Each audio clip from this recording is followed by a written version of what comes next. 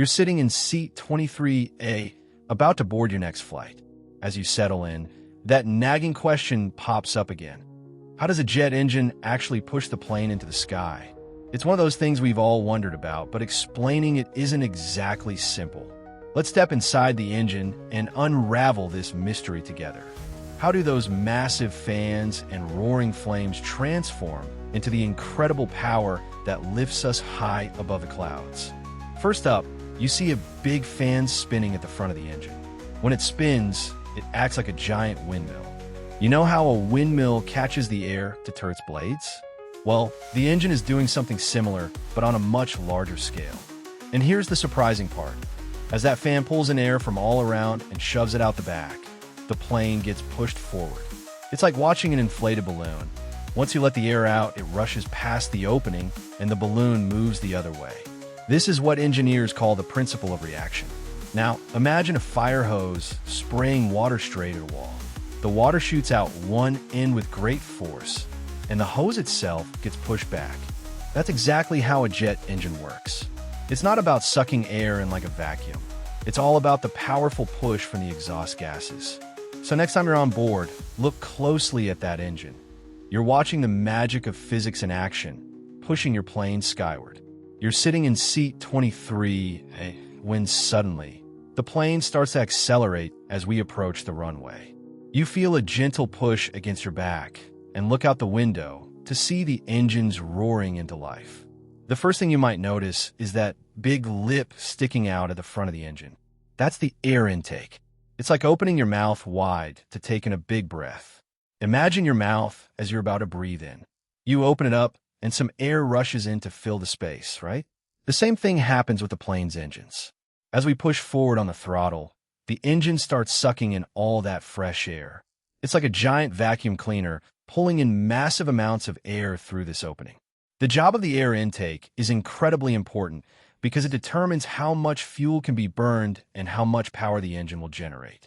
If there's not enough air going in, the engine won't run efficiently.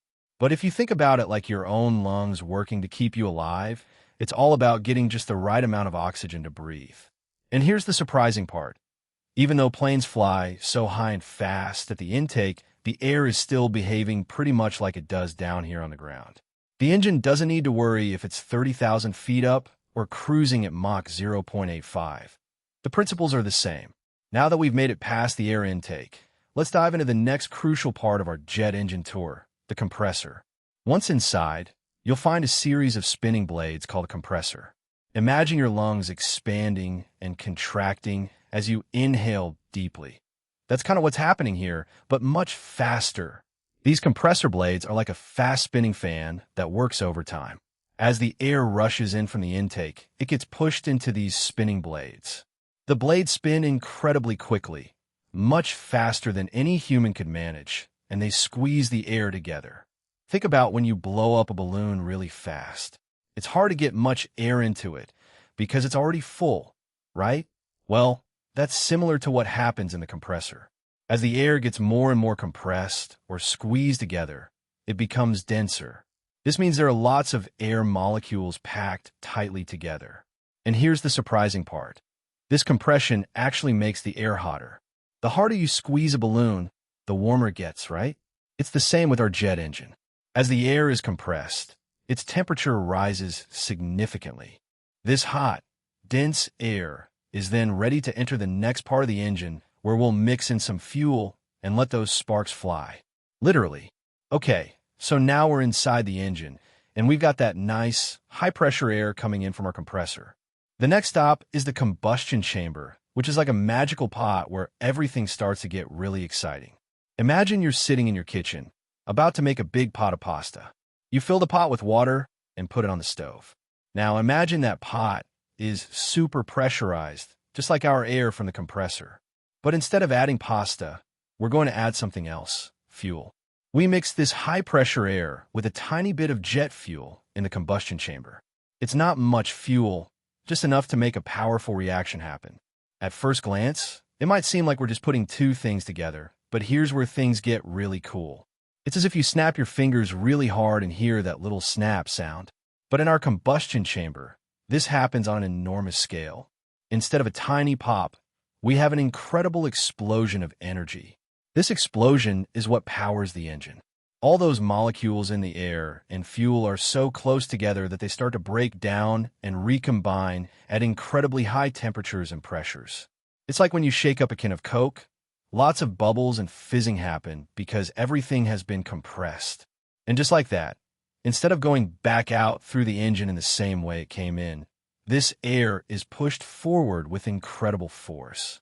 This force pushes on the turbines, which we'll talk about next, but for now, you can think of it as a giant, powerful gust of wind coming from a very small space. So there we have it. The combustion chamber turns that high-pressure air and fuel mixture into an explosive burst of energy. It's like a mini volcano going off in the middle of our engine, and that energy is what gives us the thrust to fly.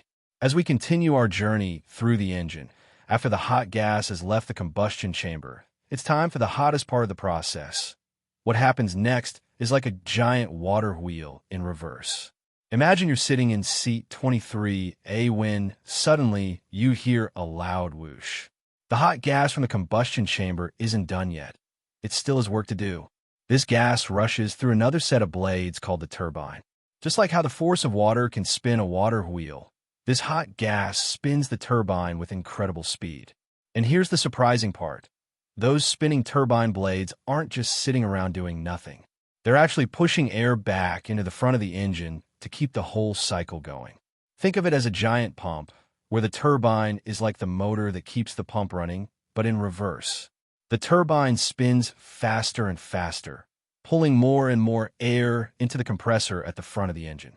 The gas, now cooler and much slower than before, continues its journey through the exhaust nozzle.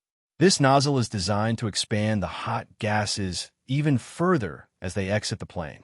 It's almost like a rocket ship taking off. The gases are pushed out with such force that it actually helps push the aircraft forward. The power from the turbine is so strong that it can move an entire airplane, just like how a water wheel can lift heavy buckets of water high into the air. Incredibly rare accidents involving turbines or exhaust nozzles are almost unheard of because they're so robust and well-designed. Engineers have put in numerous layers of safety to ensure that even if something does go wrong, it's incredibly unlikely to affect your safe flight. And there you have it. A jet engine works by taking air in at one end, compressing it, mixing it with fuel, igniting it, and shooting the hot exhaust out the back. It's like your own personal wind machine. So next time you're on board, remember that each engine is working hard to keep you aloft. Now imagine this. You're sitting in seat 23A when the engines are firing up. You feel that rush of air and see the blade spinning. That's your own personal wind machine pushing you skyward. And every time an engine ignites, it's like a mini volcano erupting, but instead of ash, it's hot exhaust. So, if you're curious about more aviation mysteries, subscribe for our next adventure in understanding flying. Whether you're curious about how the wings keep you up there or what happens when planes fly at night, there's always something fascinating to uncover. Every episode is designed to peel back the curtain and make flying just a little bit clearer.